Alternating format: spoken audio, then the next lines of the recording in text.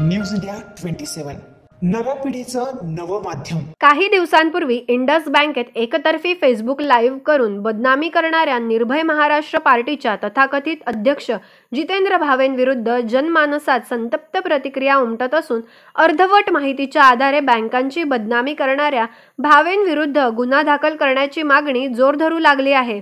या प्रकरणी शिवसेनेचे उपजिल्हाप्रमुख दिगंबर मोगरे यांनी देखील संताप व्यक्त केलाय। आंदोलनादरम्यान मोगरेंनीच फोन केल्यामुळे भावे आणि त्यांच्या कार्यकर्त्यांनी बँकेतून पळ काढल्याचे बँक कर्मचाऱ्यांचे म्हणणे आहे।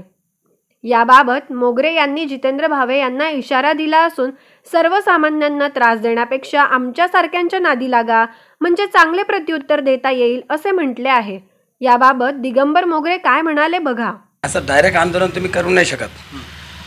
हां, तुमच्याकडे कोणी प्रॉब्लेम घेऊन आले, कोणी अडचण घेऊन आले तर तुम्ही जाऊन त्या बँकेत किंवा कुठल्याही अडचणीचा तुम्ही त्यांना रिक्वेस्ट करून तो प्रॉब्लेम सॉल्व्ह करू शकता। असं डायरेक्ट कुठल्याही ठिकाणी तुम्ही आंदोलन करू शकत नाही।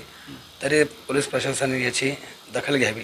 जितेंद्र भावे बेसलेस आंदोलन करत असल्याचा आरोप करत पोलीस प्रशासनाने त्यांची दखल घेऊन कारवाई करण्याची मागणी मोगरे यांनी केली आहे। मला सांगायचं असं आहे की जितेंद्र भावे जे आंदोलन करतात ते कुठल्या बेसवर करता, कोणाच्या परमिशनने करता, कोणाच्या ऑर्डरने करता, हे प्रशासनाने याची चौकशी केली पाहिजे।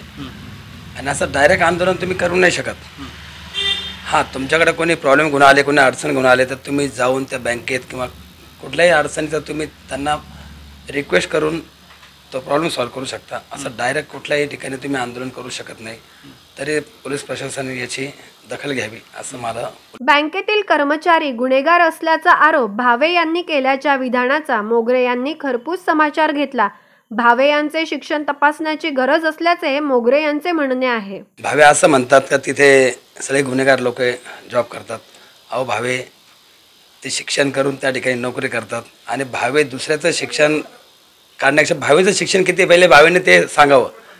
त्याचे जे कार्यकर्ते त्यांचं किती शिक्षण आहे, ते कार्यकर्ते आहे तरी कोण? तुम्ही डायरेक्ट जातात बँकेमध्ये आंदोलन करतात। अहो, तिथं लेडीज वर्ग असतो, पैसे असतात, सगळ्या गोष्टी असतात। हे भावेंनी केले नाही पाहिजे।